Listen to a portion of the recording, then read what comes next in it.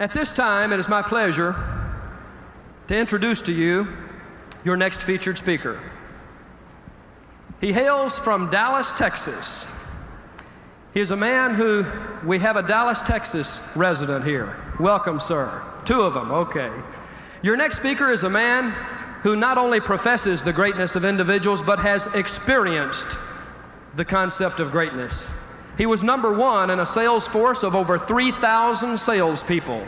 He was also number two in a sales force of over 7,000 salespeople.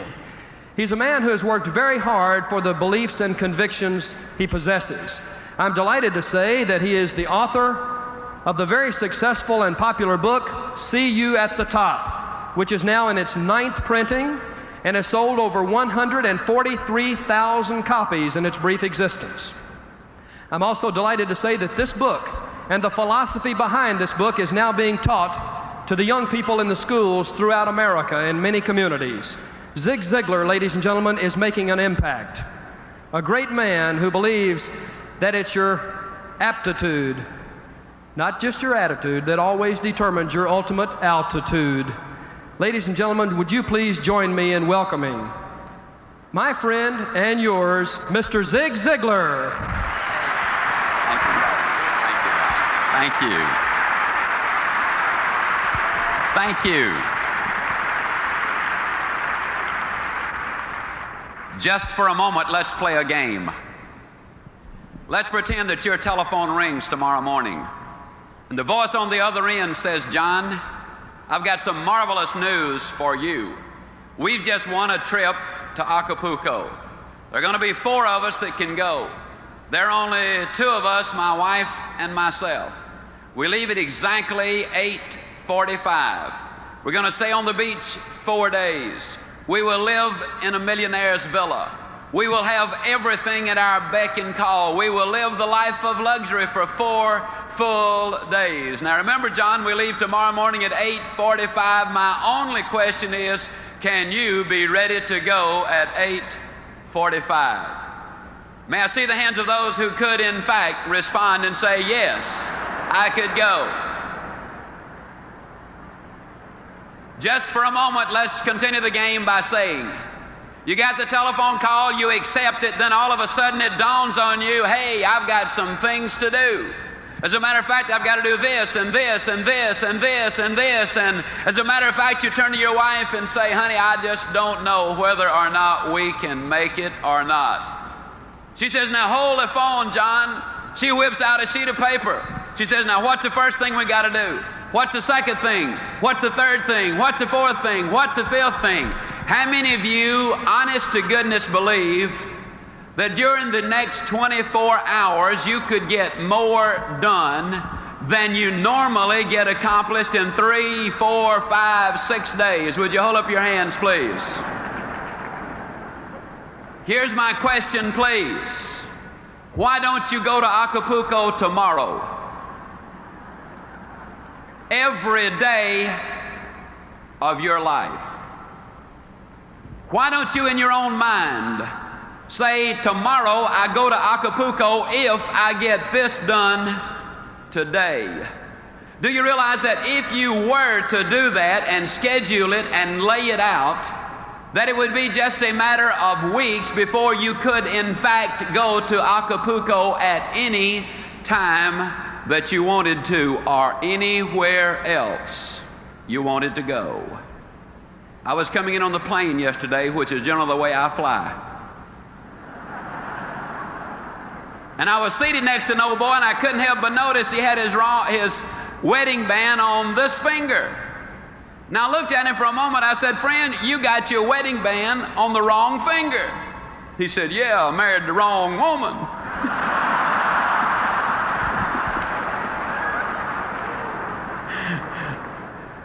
I don't know whether he did or not, but I am completely persuaded that most people have the erroneous idea about what it takes to be successful, and then about what success is, and about what life is. And I would like to, during these next few minutes, climb down right inside of your mind. I'd like to climb down in your emotions. I'm going to motivate you. I'm going to say some things to you that are going to have an impact, and you will, in fact, not be the same when you get up from your seats at the end of this evening. On your trip to Acapulco, there were several things involved. First of all, you had a very specific goal. Second, you had a time limit. And third, you listed the obstacles, the things you had to do in order to get the trip to Acapulco. I'm going to talk to you tonight about goals. There are 4 basic reasons why people do not have goals. Number 1, they have not been sold. Now, friends, I'm flat going to sell you on why you got to have them. I didn't say I wanted to. I didn't say I was going to try to. Didn't say I hope to. I flat said I'm going to sell you on why you must have them. The second reason a lot of people don't have goals is they do not know how to set those goals. I'm going to give you a basic formula for setting those goals that will be precise if you will follow it. The third reason a lot of people do not have goals is they have fear. You see, there's a certain amount of risk involved when you say, this I'm going to do. Even if you do not tell anyone else, when you set a goal, there's a certain amount of risk involved. Then the fourth reason a lot of people do not have goals is because they have a poor self-image. If you do not think you deserve success, if you do not think you deserve a bigger home, to be $1 million producer, to have an outstanding mate, or beautiful, well-disciplined children who are productive, if you don't think you deserve them, then you'll do things that will keep you from getting them. Let's look at number 1. Let's sell you on the idea of having goals. Are they important? At Yale University in 1953, they did a study of the graduating seniors. They discovered that of the graduating seniors, only 3% of them had definite, predetermined, written down goals. 20 years later, they did another survey of those seniors who had graduated. They discovered that the 3% who had committed their goals to paper had accomplished more than the 97% who had not written them down. What about you personally? Have you got your goals laid out? Are you a meaningful specific, or are you a wandering generality? Are goals necessary? I'm going to say emphatically yes. Can you imagine the chairman of the board, General Motors, and somebody comes to him and says, how did you get to be chairman of the board, General Motors? Do you really believe he said, well, I just showed up for work and they started promoting me, and first thing, here you know, here I am, chairman of the board, General Motors. No, I think you know that that is not the way that it happened. What about you? Are you a wandering generality, or are you a meaningful specific? How many of you are in the world of selling? Would you mind holding up your hands, please? One of the major problems we have in the world of selling, a lot of times the salesperson is out selling. And although they're out there physically, what they're saying mentally is, I need to be home with the family. And then when they're home with the family, physically, they're saying mentally, I ought to be out in the field selling. And so when they're out in the field, they're really back at home, and when they're back at home, they're really out in the field, and they ain't never nowhere.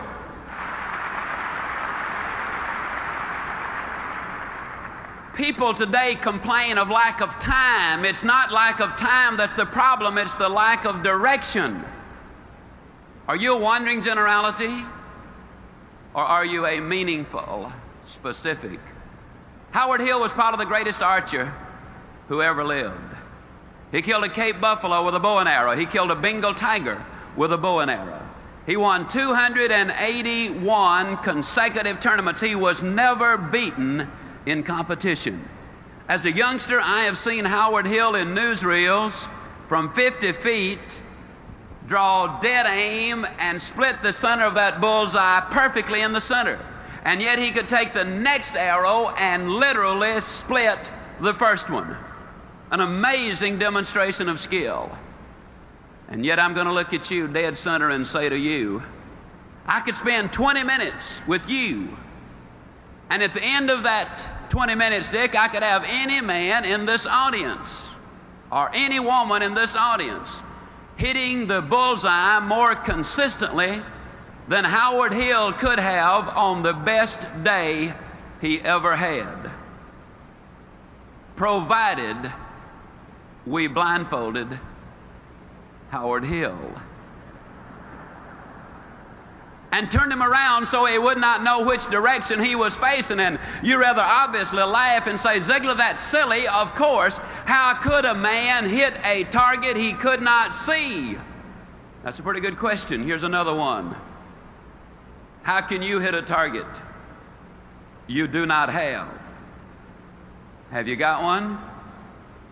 Are you a wandering generality, or are you a meaningful specific?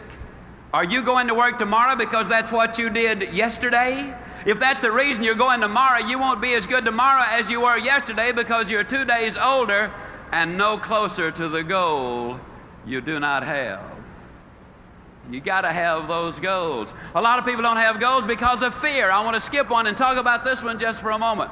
I'll be leaving on an airplane tomorrow for Toledo, Ohio. Now, I got sense enough to know that some of those airplanes are coming down faster than they're going up. It's dangerous for that plane to fly. You see in the newspapers where the ships leave the harbor, and you see where some of them sink. It's dangerous for the ship to be on the ocean. You read where people lease their homes, and the lessee, the people who rented the house, they tear it up. It's dangerous to let somebody move into your house. And yet the engineers tell me that it's more dangerous for that plane to stay on the ground, that it will rust out faster than it will wear out up into the heavens. They tell me that that ship will collect more barnacles in the harbor and become unseaworthy faster than it will sailing the high seas. And they tell me that if that house stays empty, that it will deteriorate faster than if you do not have someone living in that house. Besides, planes are built for flying. Ships are built for sailing. Houses are built for living. And man, too, was built for purpose. He was designed for accomplishment. He's engineered for success. He's endowed with the seeds of greatness. And the greatest danger we as human beings have is when we do not do anything at all. Stop 100 young men, age 25, on any street, USA. Follow them until they're 65 years old, and of those who are still living, you will discover that only 5 of them have succeeded financially. It's almost as if they had set out in life to fail. But I also believe one of the reasons is most people don't understand this thing called money. See, I think it's all right to have money as one of your goals. Occasionally I speak to people and they say, well, I don't want to make a lot of money. You know, I believe a man or a woman that would say that would lie about other things too. A lot of people don't have it because they don't understand it. They talk about cold, hard cash. And it's neither cold nor hard. It's soft and warm. Feels good. Beautifully colored. Not once has that redhead of mine over here ever said to me, wait a minute, honey, I got to go change clothes because what I'm wearing won't go with what you're carrying. As a matter of fact, it goes beautifully with it. Every once in a while, I'll have some of my Christian friends. They'll adjust their halos and say, Zig, how do you reconcile all of that talk about money with Christianity? And I say, it's easy. I believe God made the diamonds for His crowd, not Satan's bunch.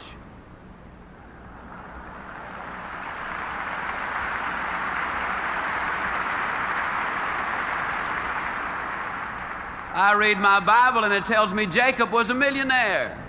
Moses was a millionaire. Solomon, the richest man who ever lived. And old Job wouldn't have qualified for the food stamp program, if you know what I mean.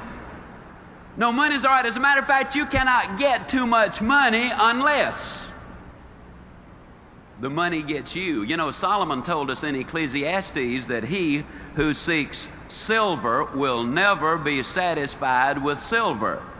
Now, if money becomes your god, you got a problem. You'll never have enough. We know that's true because in the last 2 years, 5 billionaires have died. Down in Dallas, somebody said, I wonder how much money Howard Hughes really left. And somebody else said he left it all.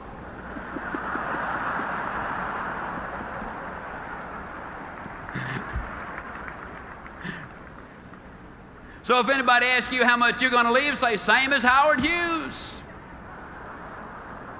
You'll be telling the truth. Now, having said all of that, let me see if I can tie it back together. I believe, and I'll make this statement 40 times in my book, that you can get everything in life you want if you'll just help enough other people get what they want. For example, if you're a salesman or sales lady,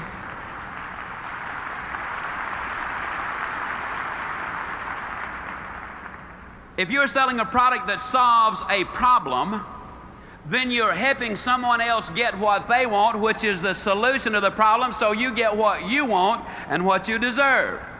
If you're in management and your productivity and the productivity of your people is important to your income, if you can train, enthuse, inspire, motivate your people to be successful, then your rewards are going to be greater. You can get everything in life you want if you will just help enough other people get what they want.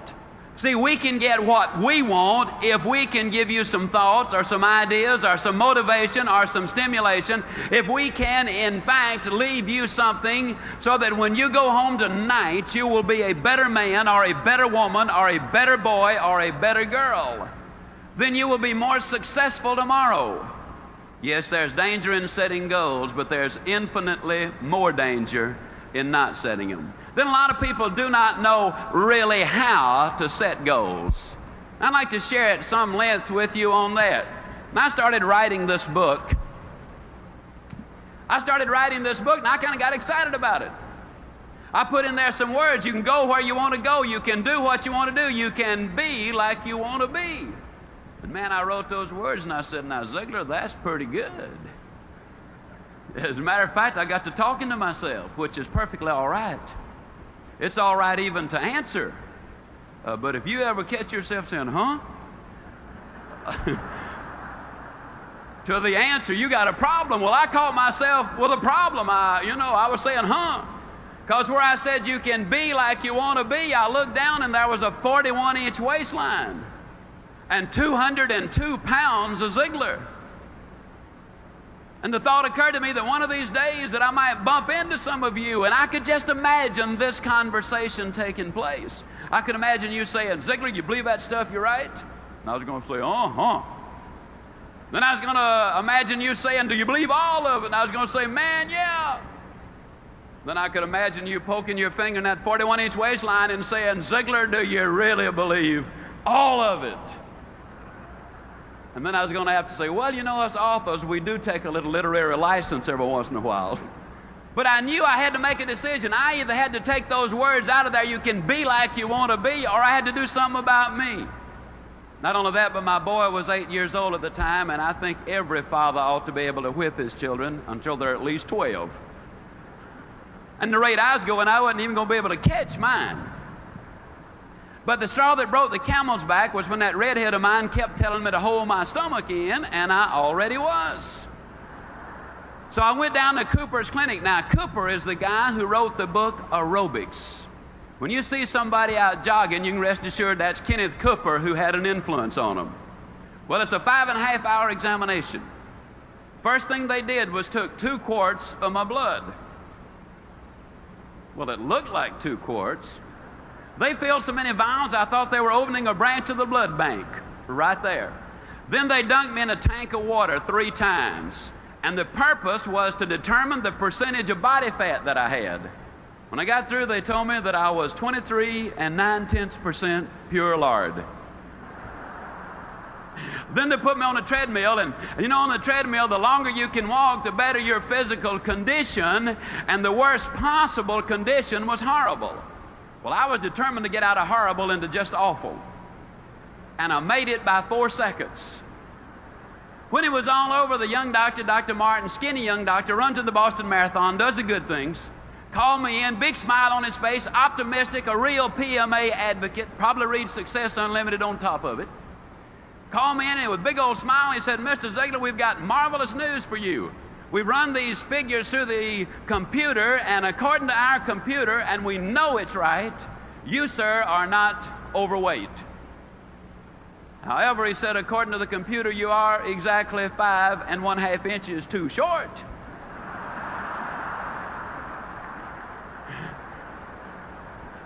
And I said, well, Doc, that's pretty bad, isn't it? He said, no, actually, you're in remarkably good physical condition for a 66-year-old. And I said, Doc, I'm 46. He said, you're in awful shape. I said, as a matter of fact, if you were a building, I'd condemn you. And I said, well, Doc, what can I do? And he whipped out a sheet of paper thicker than my book, and by the time he got through telling me what I could do, I was kind of like the little boy who asked his daddy a question. And his daddy said, well, son, why don't you just ask your mother? The little boy said, Dad, I just didn't want to know that much about it. I got home, and that redhead of mine said, honey, you're going to be out running all over the neighborhood, I suppose. And I said, yep. Well, she said, if I'm going to have a 46-year-old fat boy running all over the place, I'm going to get you looking as good as I can. So she went down and bought me a fancy running outfit, and I'd already gotten some fancy shoes. Oh, and I did something that was really ugly. But I hadn't read Ann Landers at the time, and I'm going to use that as my excuse, although I really knew better. You know, Ann says that you should not steal pages out of other folks' magazines. Well, there was a page in one of the doctor's magazines advertising jockey shorts. Now, I don't know if you folks in Minneapolis read the jockey short ads or not. But if you don't, the next time you see one, you should at least look at the picture. You'll find out in a hurry, they don't put jockey shorts on fat boys.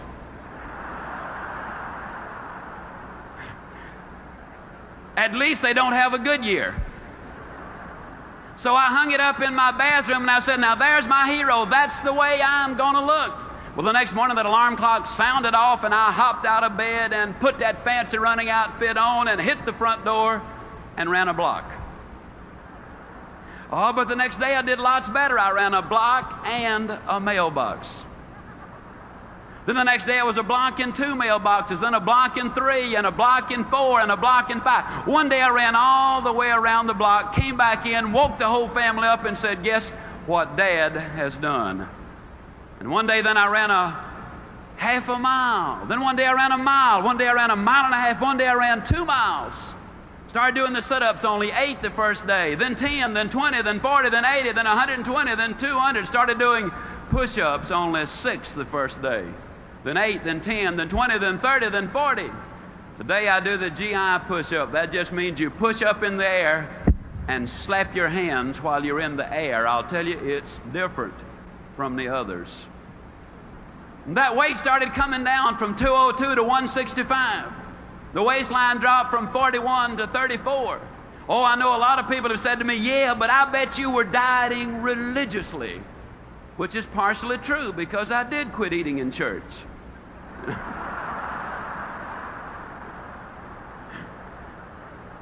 Now, please understand, I am not here to try to talk you onto going on a diet. I'm here to talk to you about goals. As a matter of fact, I talk about it as much as I do because it involves every single principle of goal setting. First of all, ladies and gentlemen, my credibility was at stake. You see, if I'm going to write in my book, you can be like you want to be. If I'm going to stand up in front of you and say, you can be like you want to be, and I come waddling out at 2:02, there goes credibility. If I get up here and acknowledge Jesus Christ one moment and tell you a dirty joke the next, there is no credibility. See, credibility is a tremendously important thing. That was first.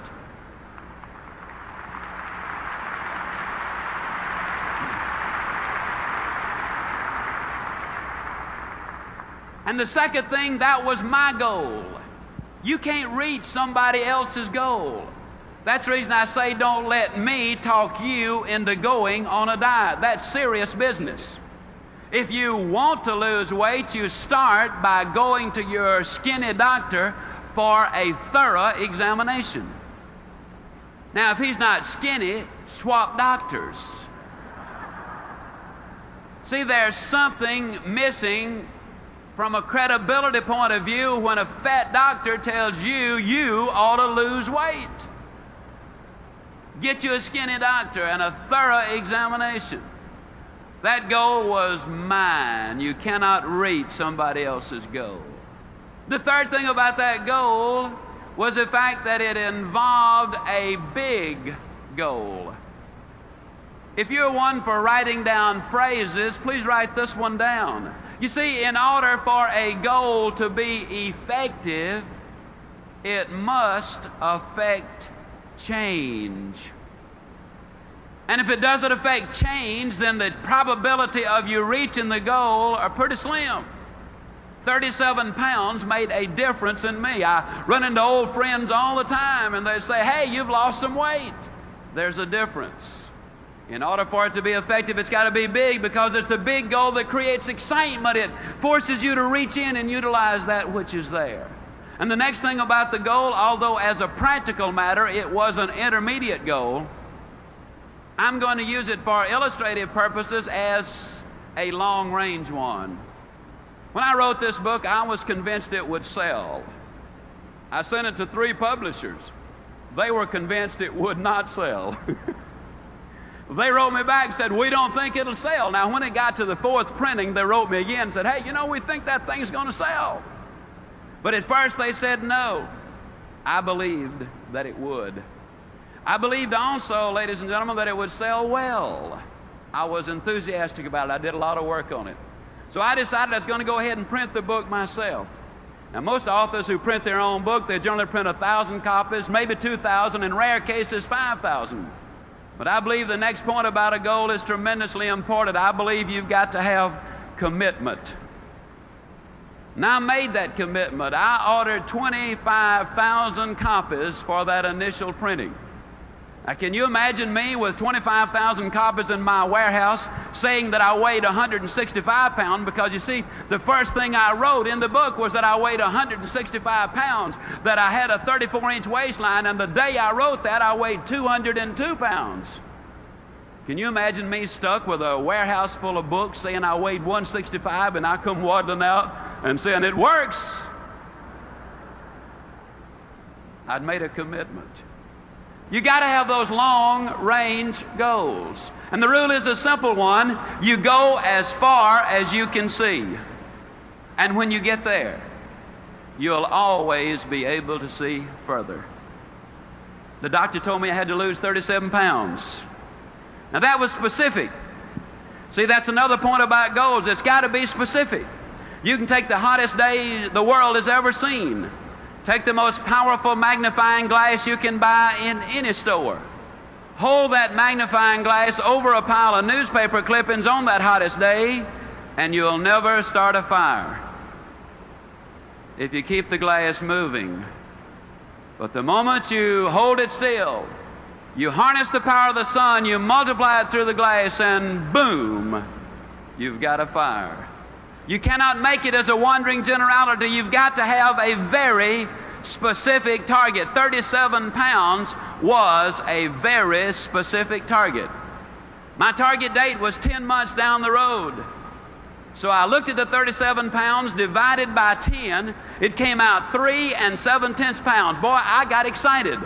3 7/10 pounds a month. Why, anybody can do that. It's easy. As a matter of fact, I was so convinced that I could lose 3 7/10 pounds in a month that I didn't even bother to get started the first 28 days.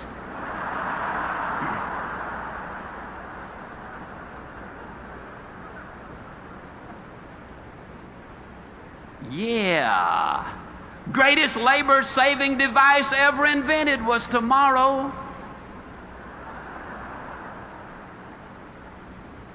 So the other point, if you're going to do anything, you got to break it into a daily basis, and you got to get started. Now, I was raised down in a small town in Mississippi. Yazoo City, Mississippi. Now, today, there are a lot of people that try to impress folks by telling them they're from Yazoo City, but I really am. As a matter of curiosity, how many of you here today have never been to Yazoo City, Mississippi? Never been, okay? Well, I think everybody ought to have something to look forward to. When I was a boy, we lived next door to some rich folks. Now, I know they were rich, Brother Byrne, because they had a cook. I know they were rich because the cook had something to cook. During the Depression, that was a sure sign of wealth, and I was over there for lunch one day, as I tried to be most every day. And cook brought the biscuits out. No exaggeration, those biscuits were no thicker than this wristwatch. Now, I looked at them for a moment. I said, Maud, what in the world happened to your biscuits? She reared back, gave that big old tummy laugh, and said, well, I'll tell you about those biscuits. She said, they squatted to rise. But she said they just got cooked in the squat. Hey, you know anybody that gets cooked in the squat? You know anybody that's really going to do something as soon as the kids get out of school, and then I'll have more time to do those things? Then the kids get out of school and they say, well, I didn't realize it, but I got to take them everywhere. Wait till the kids get back in school, then I'll really get busy. Kids get back in school, they say, well, we got a winning football team this year. Got to support the team. Wait till after football season, then I'll really get busy. Football season is over, they say, well, you know, it's Thanksgiving and Christmas now and New Year's. Wait till after the holidays, then, man, I'm really going to get busy. After the holidays, they say, well, you know, the weather is just so bad, and isn't this the worst winter we have ever had? Wait till the weather clears up a little bit, then I'll get busy. After the weather clears up, they say, well, you know, this is the first chance I've had to play a little golf or go fishing. Wait till I get that out of my system. Then they say, well, it's almost time for Easter. Wait till after Easter. After Easter, they say, well, you know, it's now almost time for the kids to get out of school, but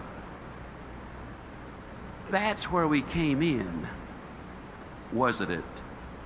See, the people who wait for Aunt Matilda to move out, or John to get on the day shift, or for him to swap in the old clunker, or until we get a new governor or a new administration, the people who wait for external changes before they make an internal decision will get cooked in the squat every single time.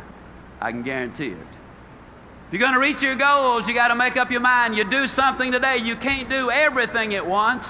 And if I were to relate back to weight, it's appalling to me to have somebody come up who's 150 pounds overweight and say they're going to lose it in 3 months' time. Friend, it took you 40 years to put it on. Don't take it off like that. I took mine off and kept it off because I changed the thing that put it on. A habit. I ate too much regularly. I didn't gain 37 pounds in one weekend. It is one more bite that done me in. It's the little things. I looked at that weight and I realized that all I had to do was lose 1 9/10 ounces a day. And if I lose 1 9/10 ounces a day, then yes, I'm going to lose that weight. And ladies and gentlemen, to the ounce and to the day. 10 months, I had lost exactly 37 pounds. I had set the goal and I'd reached it. Now, a lot of times people come to me and they say, Zig, tell me the truth. I'm always amused that people that say, tell me the truth, they're implying, I guess, that have been lying up until then. Tell me the truth now, Zig. How did you feel about getting up in the morning and going out there and doing that running? How'd you feel about it? I'm going to tell you the truth. I hated it. Man, that alarm clock would sound off, you know, and I'd lay there for a minute and I'd think to myself, Zigler, what's a 46-year-old fat boy like you doing getting up running all over the neighborhood? Your buddies are sound asleep. What are you trying to prove? And then I'd look down at that 41-inch waistline and I would say, Zigler, do you want to look like you or do you want to look like the guy in the jockey shorts?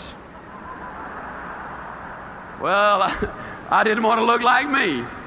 No way. So I'd get out of bed. But just because I was running, that didn't mean I had to like it. Man, I'd get out there and run. I don't know what I'm trying to do. acting like a teenager, and everybody else is sound asleep, and here I am doing a fool thing like this. That's crazy, you know, and off I'd go. And don't you think for 1 minute I didn't tell everybody about it either. Friends, relatives, strangers, everybody I came in contact with, I'd tell them about that enormous sacrifice I was making. Listen, at one time in my life, I could get up and make you a speech, and I could put a strain in my voice and a pained expression on my face, and I could say, friends, you got to pay the price. Oh, what a bunch of baloney that is. I ran in the snow of Winnipeg, Canada. I ran in the sands of Acapulco, literally. I ran in the orange groves of Florida. I've run in the rain right here in Minneapolis. And then one day, ladies and gentlemen, I was running in Portland, Oregon. Beautiful day.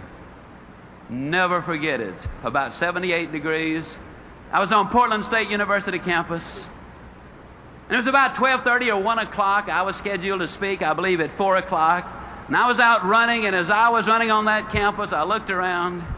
Some of the kids were laying on blankets reading, some were studying, some were courting, some were just relaxing. And here comes old Zigler running by them, you know. Sweat running down my back, sweat running down my legs, you know. And for the first time that day, it dawned on me that I was not paying a price. For the first time that day, ladies and gentlemen, it dawned on me that I was having the time of my life. It dawned on me that I was enjoying every single step that I was taking. Today at age 50, I can run 2 miles faster than 98% of the college kids of America. I'm stronger than I was a quarter of a century ago.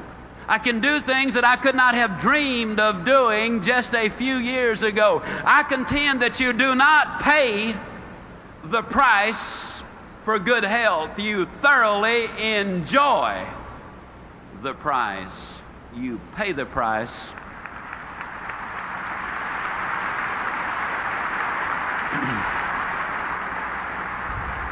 You pay the price for failure. You pay the price for a poor marriage. You enjoy the price of a good one.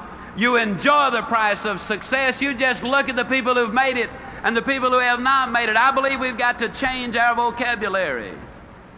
See, ladies and gentlemen, I don't believe you pay the price. I know that you enjoy the price. And I believe we need to change our vocabulary. I'm really talking about changing an attitude, am I not? See, that's what we're talking about here at these PMA rallies, changing attitude. We live basically in a negative world. An overweight person sits down at the table and says, everything I eat turns to fat. Well, that's negative. Mother sends her child off to school and says, now don't you get run over. That's negative. We live in a negative world, and we become part of what we are around. Did you know that 2/3 of the medical students acquire the symptoms of the disease they study? Common cold. We know that if we get medical treatment, that the average life of a cold is a week. If we don't get the medical treatment, the average life of a cold is 7 days. They don't know what causes the cold, they don't know what cures it, but they do know who gets it. The odds are over 10 to 1 that when you get the cold, it's because you're emotionally depressed. You've got stinking thinking, which, if it continues long enough, will lead to hardening of the attitudes. You become part of what you're around. Classic case. You take a southern boy or girl and send them up north, and in a matter of months, they'll pick up an accent. You've noticed it. Or you can take a northern boy or girl and send them down south, and in a matter of months, we'll have them talking normally. You become part of what you're around. What can we do? Well, let me give you another classic case. Reported in the July 1976 issue of Success Unlimited magazine, in Israel, there were a large number of immigrants from the Orient and a large number of immigrants from Europe arrived at about the same time. They did an IQ evaluation on both groups. The average IQ of the children from the Orient was 85. The average IQ of the children from Europe was 105. On the surface, it appears that the European Jewish children were a little smarter. But they put all of these kids together in the kibbutz, where the direction is positive, where the input is you can do it, where the dedication is complete, where the build-up, the motivation, the drive, the direction is fantastic. And 4 years later, the average IQ was exactly the same thing, 115. You can change. You can grow. The greatest message I could ever give to you is that one simple thing. Yes, you can grow. I say it with all of my heart. I know in my mind that man was designed for accomplishment, that he's engineered for success, that he is endowed with the seeds of greatness. You can start from where you are with what you've got. And so long as you build on a moral foundation, I believe you can get anything you really want if you'll just help enough other people get what they want. I'm going to share a story with you. I think it's the greatest story that I've heard in my lifetime. The story goes back nearly 13 years. I was speaking in Kansas City. And there I met a man. His name is Bernie Loftig. He's more than a friend. He's a brother. He's in the audience right over here. And Bernie Loftig told me, stand up, Brother Bern. Bernie Loftig told me this story. He said, Zig, when our son was born, our joy knew no bounds. Because we already had our 2 daughters, now we had our son. The family was complete, but he said it wasn't long before we knew something was wrong, because his head hung too limply on the right side of his body, but the family doctor said he would outgrow it. We knew better, so we took him to a specialist. The specialist diagnosed his condition as a reverse of club's feet and treated him for that, but he said, we knew, Zig, it was more serious.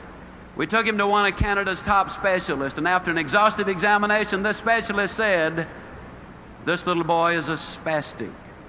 He has cerebral palsy. He's never going to be able to walk or talk or count to 10. I'm going to suggest that you put him in an institution for his own good and for the good of the, quote, normal members of the family. Brother Byrne looked at me and he said, you know, Zig, I'm not a buyer, I'm a seller. I could not buy the idea that my son was going to grow up being a vegetable, so we took him to another doctor who told us the same thing. And then another and another and yet another and another until 30 doctors said there is no hope. Then they heard of a Dr. Pearlstein down in Chicago. They got an alternate appointment so that when someone else canceled, they could have that appointment because Dr. Pearlstein was booked 2 years in advance. And 11 days later, a little boy from Australia canceled, and they went to Chicago. Dr. Pearlstein examined David perhaps as no child has ever been examined before, and when he finished, he said, this little boy is a spastic. He has cerebral palsy. He's never going to be able to walk or talk or count to 10 if you listen to the prophets of doom. But he said, I want you to know that I am not problem conscious. I am solution conscious. And yes, I believe there is something that can be done for this boy if you are willing to do your part. Well, obviously, Bern and Elaine Loftig said, Doctor, tell us what to do. We will do anything. And the doctor and the therapist and the nurses spelled it out in minute detail. They said, you're going to have to push this little boy beyond all human endurance. Then you're going to have to push him some more. You're going to have to work him until he falls. Then you're going to have to pick him up and work him some more. You got to understand that there is no stopping point. That if you ever stop, he goes back. You got to understand that there might be months and even years when you will be unable to detect any change, but you gotta stay with it. And one last thing, don't ever give him therapy in the presence of another victim of cerebral palsy. Because if he sees them taking therapy, he will inadvertently pick up those awkward movements. You see, we become part of what we are around. Whether it's moral or immoral, whether it's good or bad, stay with it long enough and it's going to rub off on you. The Loftics went home. They built a little gymnasium in the basement of their home. They hired a physical therapist and the bodybuilder. It took him a lot of months, but one day David Loftic could move the length of his own body. It took him several years, but one day the therapist called Bernie home and said, "I believe David is ready," and Bernie rushed home. And David Loftic was down in the basement and on a little mat getting ready to do a push-up. As that little body started to rise into the air, the emotional and physical exertion was so great there wasn't a dry inch of skin on that little body. And when he finished that one push-up, Mother and Dad and little David and the sisters and the therapist and everybody broke down and shed those tears, which so eloquently say that happiness is not pleasure. Happiness is victory. And the story, ladies and gentlemen, is even more remarkable when we know that one of America's leading universities had examined this little boy and said there are no motor connections to the right side of his body. He has no sense of balance. He will have extreme difficulty even being able to walk and stand straight. He'll never be able to swim or skate or ride a bicycle. On October the 23rd, 1971, my wife and I had the privilege of flying to Winnipeg, Canada to attend the bar mitzvah of little David Loftic. Oh, how I wish you could have been there. How I wish the television cameras of the world had been clearly focused on what we saw as this little boy walked to the front of the synagogue, tall and straight and strong. I wish you could have heard him as he uttered those words that moved him into the manhood of the faith of his forefathers. I wish you could have seen what we saw, knowing what we knew, because you see, at that time he had done as many as 1,100 push-ups in a single day. He had run as much as 6 miles non-stop. He was shooting golf in the high 80s, one of the best table tennis players in Winnipeg, Canada. He had entered as a 7th grader St. John's Ravens Court School for Boys, where this little boy, who was never going to be able to count to 10, did quite well in 9th grade mathematics. February 1974, he qualified for an unrated $100,000 ordinary life insurance policy. So far as we know, the first and only time this has ever happened. And I'll tell you the story of David Loftic because it involves so many of the principles in which I believe. It begins with the right foundation of honesty and character and faith and loyalty and, yes, love. Oh, what a love story this one is. You see, every night this little boy used to have to put his braces on, and every night he would say, "Dad, do we have to put them on tonight?" Or, "Mom, can't we just leave them off tonight?" Or, "Do we have to put them so tight?" And you mothers and fathers know what I speak of when you have a little boy with tears running down his cheeks, pleading, "Don't put them on tonight." But because they did love him so much, they did not listen to the tears of the moment because they wanted to see the laughter of a lifetime. And that, ladies and gentlemen, really what love is all about, because you see, so many of us as parents are reluctant to do for the child what is best for the child because we fear that child then might withhold his love from us, not knowing that over the long haul, the best way to guarantee his love is to demonstrate ours by acting in his best interest. I tell the story of David Loftic because it involves so many of the principles in which I believe. They had a beautiful relationship with others. The doctors and the nurses, you see, they all had a part. The therapists all had a part. You don't climb the high mountain by yourself. It is in conjunction with others that we really accomplish the major things in life. That's why I like to tell the story of David Leipzig, because it's a story of cooperation. I tell the story because it's a story of goals, of big goals, of lifetime goals, of monthly goals, weekly goals, hourly goals even, ladies and gentlemen. I tell the story of David Leipzig because it involves so much in attitude. You talk about attitude. This boy, since he was too small to carry it, used to have his own cassette player. And every day that little mind was fed with the good, the clean, the pure, the powerful, the positive messages over and over and over. You can do it, son. You can do it. See, we live in such a negative world that unless we deliberately read the good books daily, unless we deliberately, regularly feed our minds with those motivational recordings that in essence remind us over and over in a negative world that we ourselves can be positive if we have the positive input. And yes, I tell the story of David Leipzig because I believe it has so much to do with one of those things that so many times we as individuals have a tendency to overlook. As a matter of curiosity, and I'm almost through. Of course, you know, when us Baptists say finally, that don't necessarily mean immediately. That just means we're getting close. But I tell the story of David because it emphasizes so many of the things in which I believe. I'm just curious, how many of you had already noticed this chrome-plated pump sitting here on the... That's amazing. You know, I've noticed something. When I get aboard an aircraft with this pump, almost without exception, I'm the only passenger that's got one. And so I've got to assume by that they must be getting scarce. I believe this. I believe that this pump is going to sum up what I want to say about life and what I want to say about David Leipzig. Got a couple of good friends down in South Alabama. Their names are Bernard Haygood and Jimmy Glenn. They were out riding through the South Alabama foothills one day and they got a little bit thirsty. They pulled behind this old abandoned farmhouse. Bernard was driving, he hopped out, he ran over to this old pump, and he grabbed the handle and he started to pump. Now, just as a matter of curiosity, how many of you good folks up here in the big city have ever used one of these old water pumps? Hey, that's fantastic. Okay. Well, it was hot. It was August.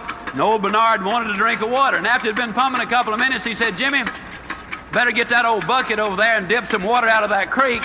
We're going to have to prime the pump. How many of you know what I'm talking about when I say you got to prime the pump? Well, for you non-pumpers, that just means that you got to put something in here before you can get something out here. See, a lot of people stand in front of the stove of life and say, stove, now give me some heat, then I'll put some wood in you. A lot of times the secretary says, boss, give me a raise, then I'll start coming to work on time. So many times the student will say, teacher, just give me a passing grade this semester. My folks are going to tear me up if I don't have a passing grade. Then next semester, I'll guarantee you I'll study. Can you imagine the farmer saying, Lord, give me a crop this year and I promise I'll plant next year? No, it doesn't work that way. First of all, you got to put something in before you can get something out. Well, old Bernard wanted that drink of water. I mean, it gets hot in South Alabama, and he was just pumping away, you know. And I'll tell you, that sweat was beginning to come off of him. And he said, you know, Jimmy, I just don't believe it's in the water down there. No, Jimmy said, yeah, it is, Bernard. You know, in South Alabama, the wells are deep. And we're glad they are because, you see, the deeper the well, the cooler, the cleaner, the sweeter, the purer, the better tasting that water is. And isn't that the story of life? Isn't it true that that prospect that you really have to work on the most when you finally do make that sale, isn't it true that that's the one that really gives you the most satisfaction? Isn't that the one? Isn't it true, ladies and gentlemen, that the boy or the girl who was available to every Tom, Dick, and Harry or Mary, Sue, and Jane come down the pike, those boys and those girls are not the ones that make the kind of husband you want and the kind of wife that you want? Isn't it true that the things in life that have value that you got to do some pumping for? Well, old Bernard, man, he wanted that drink of water. I mean, by then, he was really working up a sweat. But, you know, there's always that question, just how much pumping are you willing to do just for a drink of water? And finally, old Bernard just threw up his hand. He said, Jimmy, they're just sitting in the water down there. Jimmy said, don't stop, Bernard, don't stop. If you stop, it goes all the way back down, and then you'll have to start all over. And isn't that true? See, there's no way you can look at that pump and say, yeah, just 2 more strokes and I got it. Because you might have to pump another 10 minutes. There's no way you can look in the head of that prospect and say, yep, just 2 more closes and I got him. Because, you know, it might really take a lot of pumping. But this we know. We know that if we pump long enough and hard enough and enthusiastically enough, that eventually the reward that follows the effort will always bring forth the reward. And if you notice that once you get it to pumping, that then all you got to do is just keep a little easy, steady pressure on it, and man, you're going to get more water than you know what to do with. Isn't it true that when things are good, they get better? And when they're bad, they get worse? And it's got nothing to do with what's going on out there. It's got everything to do with what's going on between your ears. You see, your business is never good or bad out there. Your business is good right here between your own 2 ears. And if you're thinking it's stinking, your business is going to be in exactly the same shape. I tell the story of the pump because that too says something about David Lofchick.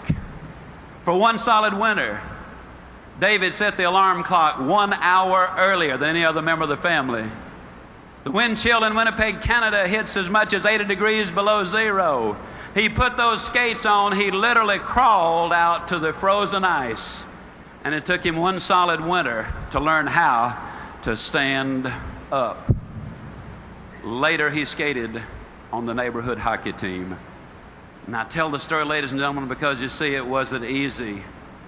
But I think if you were to talk to David Lofchick today, he would tell you that you do not pay the price for good health.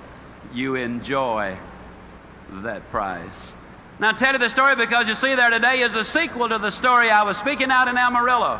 A young couple seated down on the front row were visibly moved with the story, and they came to me, and they got the address of the doctor who had taken Dr. Pearlstein's place on his death. And they went to Chicago, and this doctor examined their little girl, whom they said had cerebral palsy. The little girl was about 18 months old. And this doctor examined their little baby girl very carefully, and he said, this little girl does not have cerebral palsy. It was a misdiagnosis. She was simply born prematurely. She has all of the symptoms today of cerebral palsy because you have been treating her for the disease, and she now has acquired all the symptoms. They started treating her as a normal child, beautiful and happy and moving well today. Oh, you become part of what you're around. The way we treat people gets to be so tremendously important. You know, folks, I've had so many people to be so nice to me in my lifetime. I know that for the first 2.5 years I was almost a complete failure. A man named P.C. Merrill came along and said, in essence, you can do it. And he made me believe it. And before the year was over, I was number 2 out of over 7,000 salespeople. My whole life changed because a man said to me, you can do it. Oh, I wish I could look you in your own eyes dead center and say, you can do it. Because you can. I'm just convinced that God wants you to make it. Believe in you because you're unique. There have been over 10 billion people to live on the face of this earth. There's never been another you. Believe in your fellow human being. Believe in what you're doing, the company you represent, the product you sell if you're a salesperson. Believe in our great country. It's the greatest land on the face of this earth, and of infinitely more importance than anything I or any other speaker who will ever address you will ever say. Believe in Almighty God. Because if you do, I'm going to close not by wishing you a good day. I'm going to close by guaranteeing you a good forever. And I truly will see you at the top. Thank you, and God bless you.